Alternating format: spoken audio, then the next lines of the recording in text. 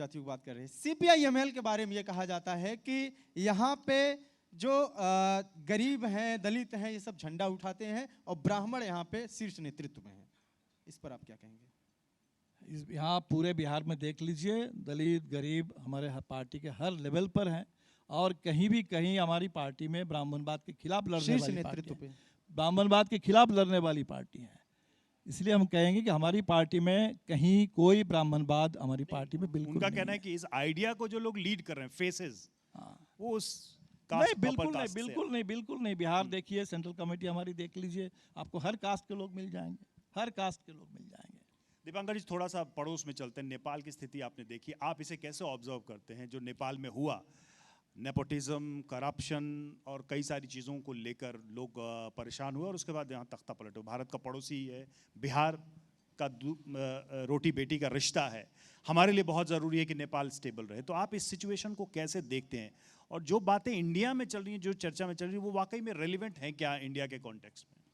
देखिए, नेपाल में राजशाही को छोड़कर लोग लोकशाही की ओर बढ़े हैं और शायद जो उम्मीद थी वो उम्मीद पूरी नहीं हुई। भयानक बेरोजगारी है, भयानक पलायन है, भ्रष्टाचार है।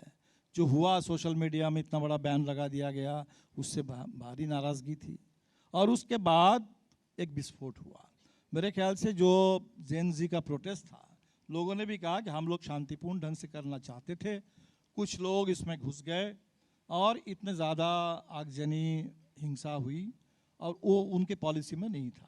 मैं उम्मीद ये करता हूँ कि नेपाल में जो भी संक्रमण हो वो बिल्कुल वहाँ राजशाही की वापसी नहीं होनी चाहिए। जो एक संसदीय लोकतांत्रिक प्रणाली थी वो प्रणाली जारी रहनी चाहिए। सवाल मैंने आपसे और लोगों के नौजवानों के साथ उनकी बातें सुनी जानी चाहिए। क्योंकि इसमें दो चीज़ें हैं, एक तो वाम दलों को वहाँ अवसर दिया लोगों ने कि लोकतांत्रिक प्रक्रिया से वो सत्ता चलाएं, वो फेल हुए। दूसरा कि चाइना के साथ जो प्रॉक्सिमिटी थी ओली सरकार की या नेपाल की जो करंट रेजिम की, वो भी एक प्रॉब्लम क्रिएट कर रही थी। तो चाइना के साथ नेपाल के रिश्ते, चाइना के साथ भारत के रिश्ते, उस नेचर को आप कैसे देखते हैं और क्या वाकई चाइना के साथ ये एक थ्रेट है? चाइना के साथ रिश्ते नहीं है। यहाँ सम्राट चौधरी बीजेपी के डेप्यूटी चीफ मिनिस्टर हैं, उनका मैं वीडियो देख रहा था। वो कह रहा है कि भाई नेपाल जो एक अलग देश है, कांग्रेस ने नेपाल को अलग रखा, नेपाल अगर भारत का हिस्सा होता तब नेपाल में शांति होती, कोई अराजकता नहीं होती। ये कह रहे हैं बिहार के बीजेपी के उप मुख्यमंत्री।